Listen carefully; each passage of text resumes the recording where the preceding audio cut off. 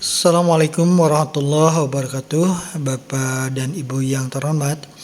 Berikut adalah informasi sekaitan dengan seri pembelajaran mendalam dengan topik atau judul Contoh Penyusunan Perencanaan Pembelajaran Sekolah Dasar. Contoh kerangka dalam perencanaan pembelajaran. Yang pertama bagian identifikasi. Ini ada asesmen pada awal pembelajaran, namun sifatnya bersifat opsional. Pada bagian ini tuliskan strategi penilaian yang digunakan pada awal pembelajaran dan tindak lanjut hasil asesmen awal. Bagian berikutnya berisi tentang dimensi profil lulusan. Pada bagian ini pilihlah dimensi profil lulusan yang akan dicapai dalam pembelajaran. Bagian berikutnya berisi tentang desain pembelajaran. Pada desain pembelajaran ini berisi yang pertama tujuan pembelajaran. Pada tujuan pembelajaran, tuliskan tujuan pembelajaran yang mencakup kompetensi dan konten pada ruang lingkup materi dengan menggunakan kata kerja operasional yang relevan. Kemudian pada bagian praktik pedagogis, tuliskan model atau strategi atau metode pembelajaran yang dipilih untuk mencapai tujuan belajar, seperti pembelajaran berbasis masalah, pembelajaran berbasis proyek, pembelajaran inquiry, pembelajaran kontekstual, atau lainnya.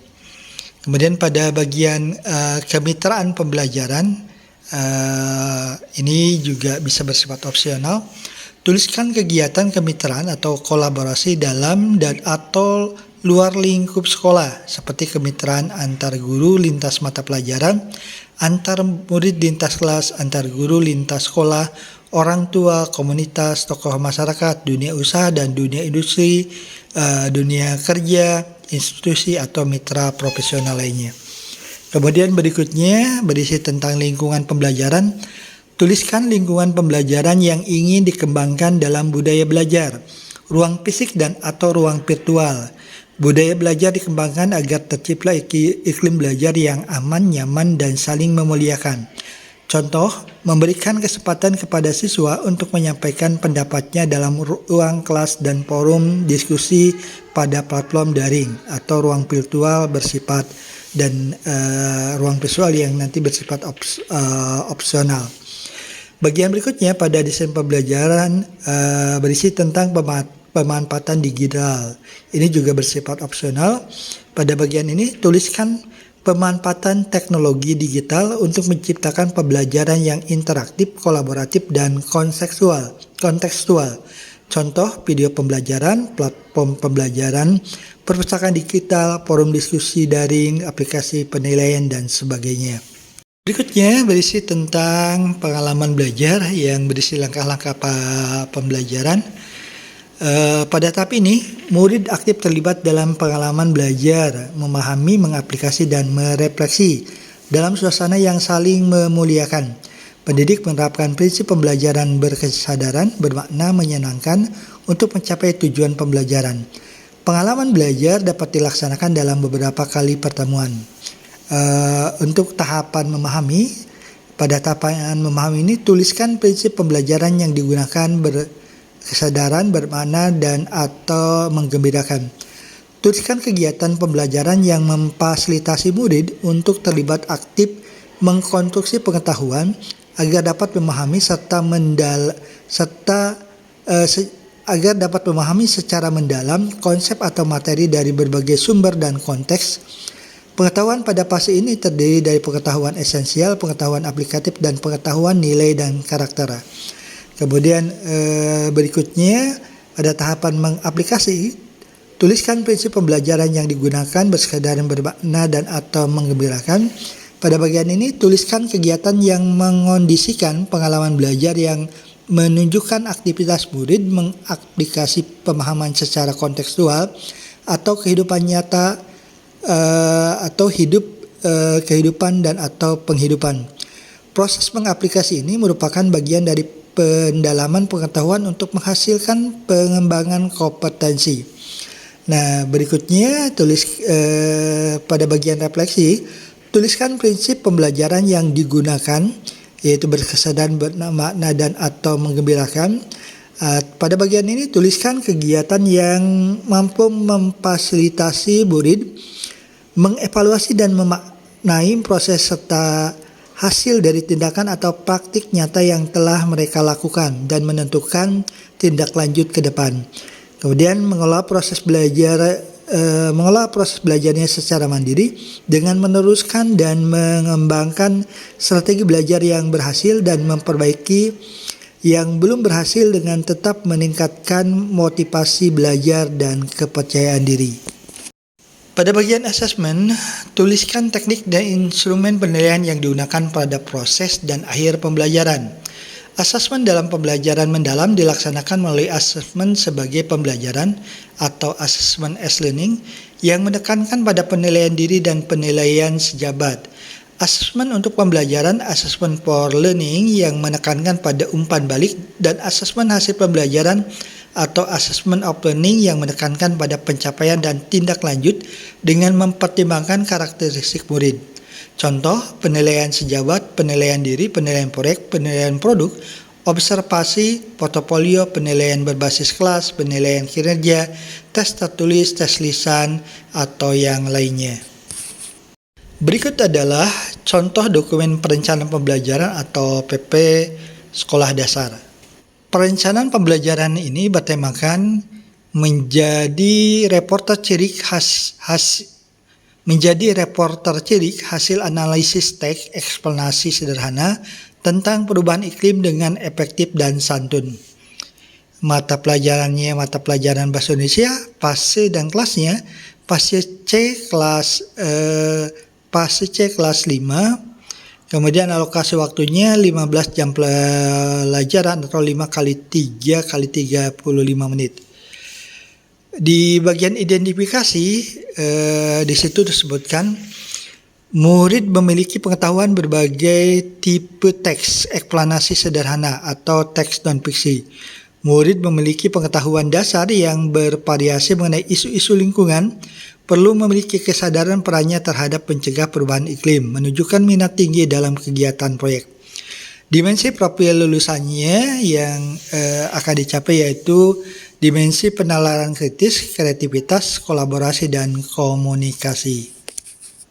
Pada bagian desain pembelajaran tertulis tujuan pembelajarannya.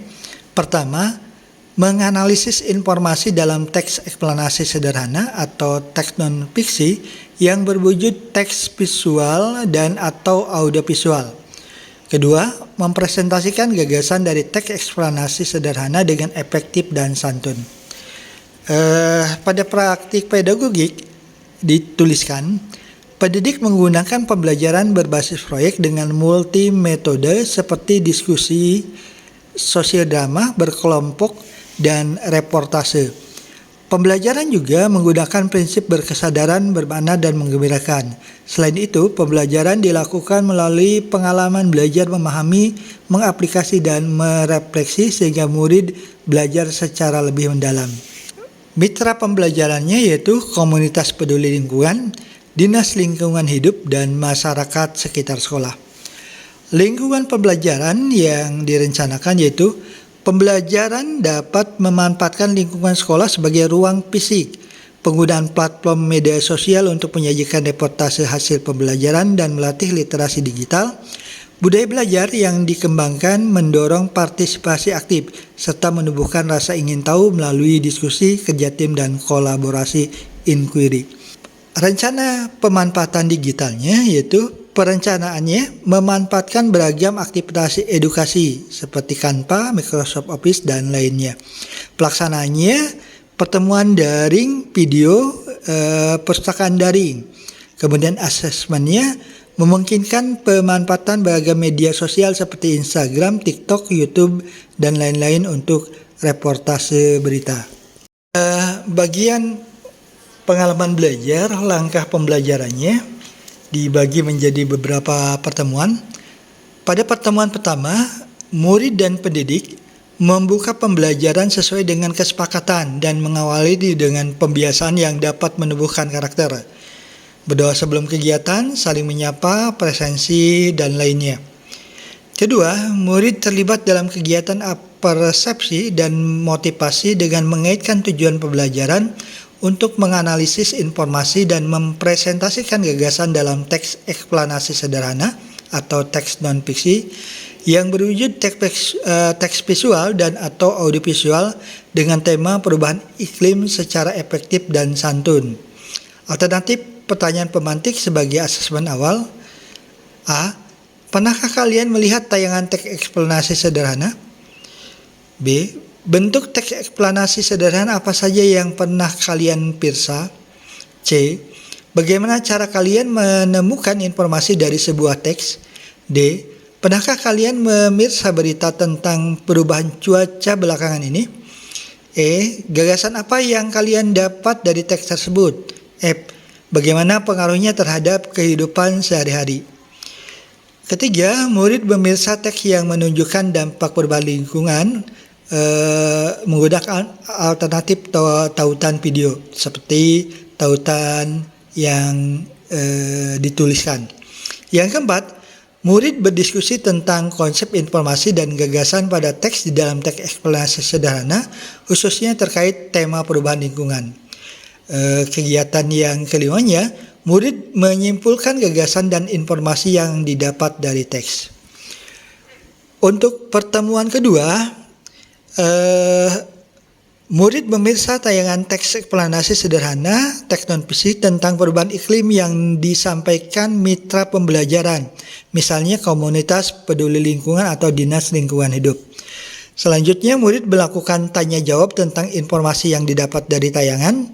Murid menyimpulkan gagasan dan informasi dari teks tersebut. Murid melakukan refleksi awal tentang perilaku yang menyebabkan perubahan iklim atau cuaca dan mengapa itu menjadi masalah global yang penting.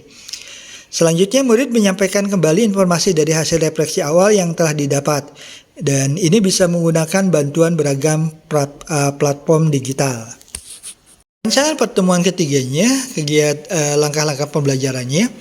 Murid memilih tayangan teks eksplanasi sederhana atau teks non-fiksi tentang perubahan iklim.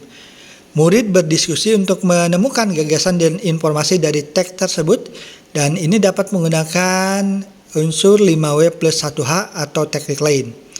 Selanjutnya, murid mendeskripsikan gagasan dan informasi dari teks yang ditemukan ke dalam beragam bentuk poster atau infografik atau yang lainnya dengan platform digital. Selanjutnya, murid mempresentasikan gagasan dan informasi dari poster atau infografik atau lainnya yang sudah dibuat. Berikutnya, murid saling memberikan umpan balik terhadap hasil penyampaian.